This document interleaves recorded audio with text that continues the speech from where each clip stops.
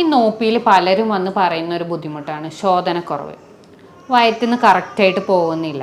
ചിലർ പറയും കട്ടിയിലാണ് പോകുന്നത്, ചിലർ പറയും ഇല്ല ആഴ്ചയിൽ 1-2 തവണയേ പോകുന്നുള്ളൂ. അത് ചിലർക്ക് അതൊരു സ്ഥിരം ആയി, അപ്പോൾ അവരത് മൈൻഡാക്കുന്നില്ല. നമ്മൾ എടുത്ത് ചോദിക്കുമ്പോഴാണ് ചിലർ പറയുന്നത് ആ ഡോക്ടറെ ഇതേപോലെ 1-2 തവണയേ പോകുന്നുള്ളൂ, ഇല്ല 2 ദിവസം കൂടുമ്പോഴാണ് പോകുന്നത്. അപ്പോൾ ചിലർ ഇതിനെക്കുറിച്ച് നല്ല അറിവും ഇതുള്ളവരാണ്. കാരണം അങ്ങനെ പോയാൽ അവർക്കൊരു സുഖം കിട്ടുന്നില്ല, പല രീതിയിലുള്ള ബുദ്ധിമുട്ടുകൾ വരുന്നുണ്ട്. ശോധന കുറഞ്ഞു കഴിഞ്ഞാൽ നമുക്ക് വയറിൻ്റെ ബുദ്ധിമുട്ടുകൾ മാത്രമല്ല വരുന്നത്. ചിലർക്ക് അത് കാരണം തലവേദന വരുന്നുണ്ട്, ചിലർ ക്ഷീണം ഉണ്ടാവുന്നുണ്ട്. ഇപ്പോൾ അടുത്താണ് ഒരു പേഷ്യൻ്റ് പറഞ്ഞത് അവർക്ക് നടുവേദന വരെ അത് കാരണം ഉണ്ട് എന്ന് അവർക്ക് തോന്നുന്നു. കാരണം എന്താ വെച്ചാൽ ഇത് പോകുന്ന ദിവസങ്ങളിൽ അവർക്ക് ബുദ്ധിമുട്ടുകളില്ല, പോവാത്ത ദിവസങ്ങളിലാണ് നമുക്ക് ബുദ്ധിമുട്ടുള്ളത്. അപ്പോൾ ആ രീതിയിൽ പല രീതിയിൽ വയറ്റിന്ന് പോവാൻ നമുക്ക് പല രീതിയിൽ ബുദ്ധിമുട്ടുകൾ ഉണ്ടാവുന്നുണ്ട്. അപ്പോൾ ചിലർ പറയുന്നു പല ഫുഡിൽ നല്ല ചേഞ്ച് വരുത്തി നോക്കി, ഞങ്ങൾ കൂടുതൽ ഫൈബർ ആയിട്ടുള്ള ഫുഡാണ് കഴിക്കുന്നത്, എന്നിട്ടും പോകുന്നില്ല. വെള്ളം നന്നായിട്ട് കുടിക്കുന്നുണ്ട്, എന്നിട്ടും മലബന്ധം ഉണ്ടാവുന്നുണ്ട്. അപ്പോൾ ഈ മലബന്ധം എന്ന് പറയുന്നതിന് ഈ ഭക്ഷണം മാത്രമോ വെള്ളം മാത്രമോ കുടിച്ചുകൊണ്ട് മാത്രം നമ്മളത് ക്ലിയർ ആവില്ല. ഇന്ന് ഈ വീഡിയോയിൽ ഞാൻ നിങ്ങൾക്ക് ഒരു ഫലപ്രദമായ രീതിയിലുള്ള 2 ഒറ്റമൂലികൾ പറയുന്നുണ്ട്. ഇത് രണ്ടും നിങ്ങൾ രാത്രി കഴിച്ചു കഴിഞ്ഞാൽ നിങ്ങളെ ശോധന രാവിലെ കറക്റ്റായിട്ട് നടക്കുന്നതാണ്. അപ്പോൾ എന്താണ് മലബന്ധം? ഈ മലബന്ധം എന്ന് പറയുന്നത് ശരിക്കും നമ്മൾ ഒരു ദിവസം 1-2 തവണ ടോയ്ലറ്റ് പോകുന്നത് വളരെ നല്ലതാണ്. അത് കറക്റ്റായിട്ടെന്ന് പറയുന്നത് നല്ല കട്ടിയുള്ള രീതിയിലല്ല, നമ്മുടെ മലദ്വാരത്തിന് ബുദ്ധിമുട്ടോ വേദനയോ ഒന്നും ഇല്ലാത്ത രീതിയിൽ സുഗമമായ രീതിയിൽ പോകുന്നതിനെയാണ് നോർമൽ നമ്മൾ പറയുക. അപ്പോൾ അത് കട്ടിയിലുള്ളതാവുമ്പോൾ 2 ദിവസം കൂടുതൽ കഴിഞ്ഞതിന് ശേഷം പോവുക, ഈ ഒരു രീതിയിലൊക്കെ ആവുമ്പോഴാണ് മലബന്ധമായിട്ട് നമ്മൾ പറയാം. അപ്പോൾ ഇതിന് കാരണങ്ങൾ എന്തൊക്കെയാണ്? മെയിനായിട്ട് പറയുന്നത് വെള്ളം കുടിയുടെ കുറവ് തന്നെയാണ്. വെള്ളം കുടി കുറഞ്ഞു കഴിഞ്ഞാൽ ഇപ്പം നമ്മളെ ശരീരത്തിൽ എന്ന് പറഞ്ഞാൽ വെള്ളം എല്ലാ സ്ഥലങ്ങളിൽ നിന്ന് ആഗിരണം ചെയ്തുകൊണ്ടിരിക്കുന്നുണ്ട്. അപ്പോൾ എന്താണ് മലബന്ധം എവിടെ നടക്കുന്നത് നമുക്ക് നോക്കാം. വൻകുടൽ, ആമാശയത്തിന് ശേഷം നമ്മൾ പറയും വൻകുടലുണ്ട്. അപ്പോൾ ഈ സ്ഥലത്ത് എന്ന് പറഞ്ഞാൽ അവിടെയുള്ള സെൽസും ഈ ന്യൂട്രിയൻസിനെ വലിച്ചെടുക്കുന്നതിൻ്റെ ഒപ്പം അവിടുന്ന് വെള്ളവും വലിച്ചെടുക്കും. അപ്പോൾ അവിടെ ഭക്ഷണം ദഹനം കഴിഞ്ഞതിന് ശേഷം എത്തിക്കഴിഞ്ഞാൽ അവിടുന്ന് വെള്ളം വലിച്ചെടുക്കുന്നുണ്ട്. അപ്പോൾ നമ്മുടെ ശരീരത്തിന് ആവശ്യമായ വെള്ളമാണ് അവിടെ വലിച്ചെടുക്കുന്നത്. അപ്പോൾ നമ്മൾ ശരീരത്തിന് ആവശ്യമായ രീതിയിൽ വെള്ളം ഉള്ളിലേക്ക് എടുത്തിട്ടില്ല എന്നുണ്ടെങ്കിൽ അവിടുത്തെ ആഗിരണം ചെയ്ത് കഴിഞ്ഞാൽ ബാക്കി വരുന്നത് വീണ്ടും നമ്മൾ കട്ടിയാവുകയാണ് ചെയ്യുന്നത്. അപ്പോൾ അത് മലദ്വാരത്തിലൂടെ പുറത്തു പോകാനുള്ള ബുദ്ധിമുട്ടുണ്ടാവും. അപ്പോൾ നമ്മൾ ശരീരത്തിലേക്ക് ആവശ്യത്തിൽ വെള്ളം ഉള്ളിലേക്ക് എടുക്കണം. പിന്നെ ഫൈബർ കുറഞ്ഞു കഴിഞ്ഞാൽ നാരുകൾ അടങ്ങിയ ഭക്ഷണം, അപ്പോൾ നാരുകൾ അടങ്ങിയ ഭക്ഷണങ്ങൾ കഴിക്കുമ്പോൾ ദഹനത്തിന് ശേഷം അത് ശരീരത്തിന് അവിടുന്ന് വെള്ളം വലിച്ചെടുക്കാനും ന്യൂട്രിയൻ വലിച്ചെടുക്കാനും സുഖമാണ്. പിന്നെ ആ രീതിയിൽ തന്നെ നാരുകൾ കൂടുതൽ അടങ്ങി കഴിഞ്ഞാൽ അവിടെയുള്ള മൂവ്മെൻറ്റും ക്ലിയർ ആയിട്ടുണ്ടാവും. അപ്പോൾ അവിടെയുള്ള മൂവ്മെൻറ്റിൽ ഉണ്ടാവുന്ന മാറ്റവും നമ്മുടെ ശരീരത്തിലെ മലബന്ധത്തിന് കാരണമാവും. നോർമലി ആ മൂവ്മെൻറ്റിനെ നമ്മൾ പറയാം പെരിസ്റ്റാൾട്ടിക് മൂവ്മെൻറ്റ് എന്നാണ്. അപ്പോൾ ആ മൂവ്മെൻറ്റ് കറക്റ്റായിട്ട് നടക്കണം. അപ്പോൾ മെയിനായിട്ട് അതിനെ സഹായിക്കുന്ന അവിടുത്തെ സെല്ലുകളാണ്. അപ്പോൾ ആ സെല്ലുകളുടെ ആരോഗ്യസ്ഥിതി നമ്മൾ നോക്കണം. ഇപ്പോൾ ഒരു ടെൻഷൻ അല്ലെങ്കിൽ മാനസിക പിരിമുറുക്കമുള്ള ഒരു വ്യക്തിക്ക് എന്ന് പറഞ്ഞാൽ ശരീരത്തിൽ സ്ട്രെസ് ഹോർമോൺ കൂടുതലായിട്ട് ഉൽപ്പാദിപ്പിക്കും. ആ സ്ട്രെസ് ഹോർമോൺ കൂടിക്കഴിഞ്ഞാൽ ഈ കോശങ്ങളിലേക്കുള്ള രക്തയോട്ടം, അതുപോലെ തന്നെ ചിലപ്പോൾ ആ കോശങ്ങളിലുള്ള ഇമ്പൾസുകൾ എന്ന് പറയുന്നത് നമ്മൾ അവിടെ കൊടുക്കുന്ന ഓരോ ആശയവിനിമയം എന്ന് പറയുന്ന പോലെ ശരീരത്തിലുള്ള മാറ്റങ്ങളെയാണ്. അപ്പോൾ അതിൽ കൂടുതൽ ഇമ്പൾസ് കൊടുത്തു കഴിഞ്ഞാൽ അവിടുത്തെ മൂവ്മെൻറ്റ് കൂടും. അല്ല, സ്ട്രെസ്സ് കൂടുന്നതിനനുസരിച്ച് ആ ഇമ്പൾസ് കുറയുകയാണെന്നുണ്ടെങ്കിൽ ഈ കോർട്ടിസോളിൻ്റെ ഉൽപ്പാദനം കൂടുമ്പോൾ നമ്മൾ അവിടുത്തെ ഇമ്പൾസ് കുറയുകയാണെന്നുണ്ടെങ്കിൽ അത് മലബന്ധത്തിനും കാരണമാവും. അപ്പോൾ അത് 2 രീതിയിലും ബാധിക്കാം. മൂവ്മെൻറ്റ് കൂടിയാലും ബുദ്ധിമുട്ട് തന്നെയാണ്, കുറഞ്ഞാലും ബുദ്ധിമുട്ടാണ്. പിന്നെ നമ്മുടെ ശരീരത്തിൽ ടെൻഷൻ കൂടുമ്പോൾ നമ്മുടെ ടെൻഷനെയും ബ്രെയിനിനെയും അതുപോലെ തന്നെ വൻകുടലിനെയും കണക്ട് ചെയ്യുന്ന ഒരു ബ്രെയിൻ ഗട്ട് ആക്സിസ് എന്ന് പറയും. അതൊരു ബൈ ഡയറക്ഷണലാണ്, അങ്ങോട്ടും ഇങ്ങോട്ടും ഉള്ള ചാനലാണ്. അത് മെയിനായിട്ട് നിയന്ത്രിക്കുന്നത് വാഗസ് നെർവാണ്. അപ്പോൾ ആ നാഡിയിലുള്ള എന്ത് മാറ്റവും അവിടെ മാറ്റങ്ങൾ ഉണ്ടാവും. അപ്പോൾ ചിലപ്പോൾ കൂടുതലായിട്ടുള്ള മാറ്റങ്ങളാവാം, മൂവ്മെൻറ്റ് കൂടും. ആ പെരിസ്റ്റാൾട്ടിക് മൂവ്മെൻറ്റ് കൂടാം, വൻകുടലിൻ്റെ ചലനശേഷി കൂടും കുറയും ചെയ്യാം. അപ്പോൾ അതിനനുസരിച്ചൊക്കെ ശരീരത്തിൽ മാറ്റം ഉണ്ടാവും. പിന്നെ മെയിനായിട്ട് പറയുന്ന ഒരു കാര്യമാണ് വിറ്റാമിൻ സിൻ്റെ ഡെഫിഷ്യൻസി. ഈ വിറ്റാമിൻ സി ശരീരത്തിൽ കുറഞ്ഞു കഴിഞ്ഞാൽ കൊളാജൻ എന്ന് പറയുന്നതിൻ്റെ പ്രൊഡക്ഷൻ കുറയും. ഇത് ഇൻറ്റസ്റ്റൈൻ്റെ വൻകുടലിൻ്റെ ഫങ്ഷനിങ്ങിന് മെയിനായിട്ട് വേണ്ട ഒരു സാധനമാണ് കൊളാജൻ. അപ്പോൾ ഈ കൊളാജൻ്റെ പ്രൊഡക്ഷൻ കുറഞ്ഞു കഴിഞ്ഞാൽ അതും മലബന്ധത്തിന് കാരണമാവും. അതേപോലെ തന്നെ വിറ്റാമിൻ സി കുറഞ്ഞു കഴിഞ്ഞാൽ വാട്ടർ ആഗിരണം ചെയ്യുന്നത് കൂടും. അത് കൂടിക്കഴിഞ്ഞാൽ നമ്മളെ മലത്തിൽ വെള്ളം കുറയുന്നതിനനുസരിച്ച് കട്ടിയാവുകയും അത് മലബന്ധത്തിലേക്ക് കാരണമാവുകയും ചെയ്യും.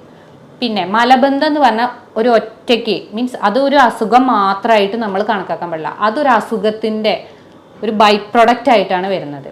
അപ്പോൾ തൈറോയിഡിൻ്റെ പ്രവർത്തനം കുറഞ്ഞു കഴിഞ്ഞാൽ പ്രമേഹം ഉള്ളവർക്ക് ഈ ഒരു രീതിയിൽ ശരീരത്തിൽ എന്ത് മാറ്റങ്ങളുള്ളവർക്കും മലബന്ധം വരാം. പിന്നെ മെയിനായിട്ട് പറയുന്ന ഒരു റീസണാണ് നടുവേദന. നടുവേദന കാരണവും മലബന്ധം ഉണ്ടാവാം.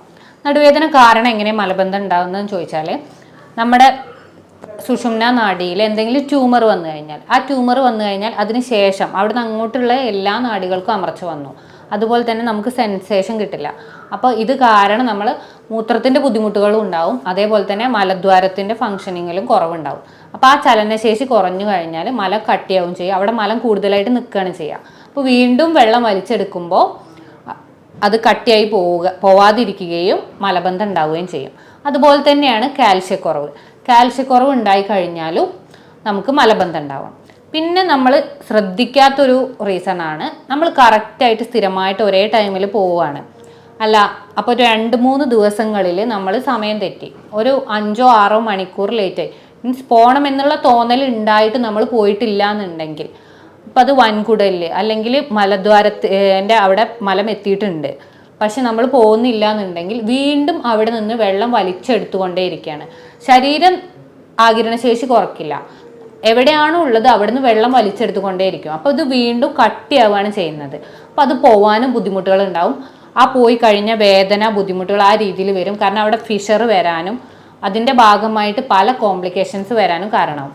അപ്പോൾ ഈ ഒരു രീതിയിലാണ് മലബന്ധം ഉണ്ടാവുന്നത്.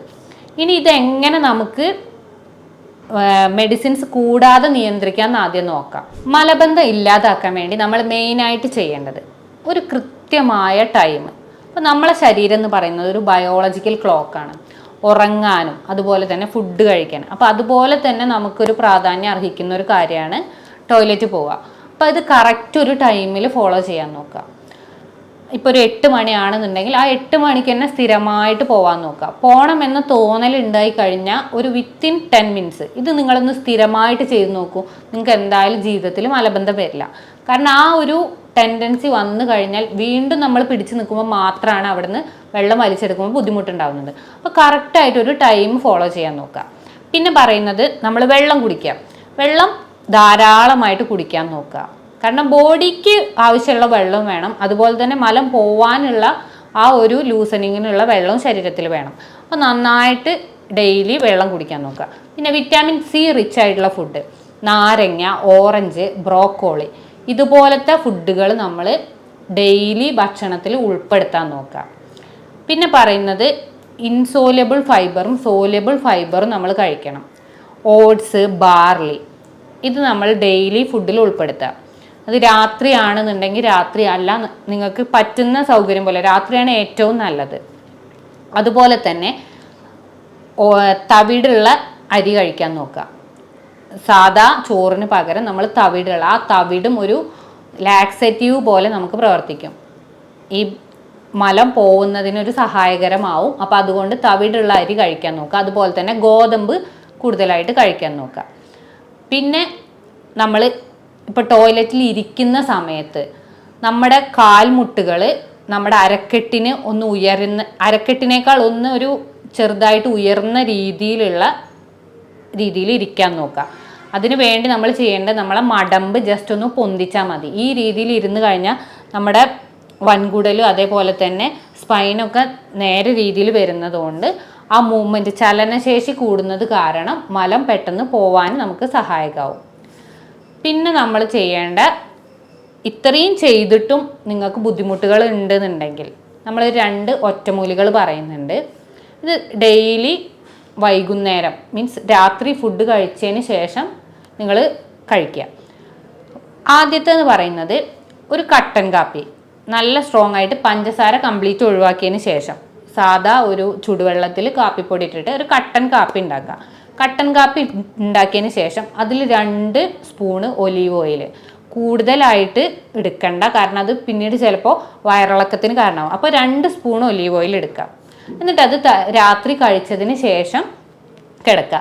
രാവിലെ നിങ്ങൾക്ക് സുഗമമായ രീതിയിൽ മോശം പോവും.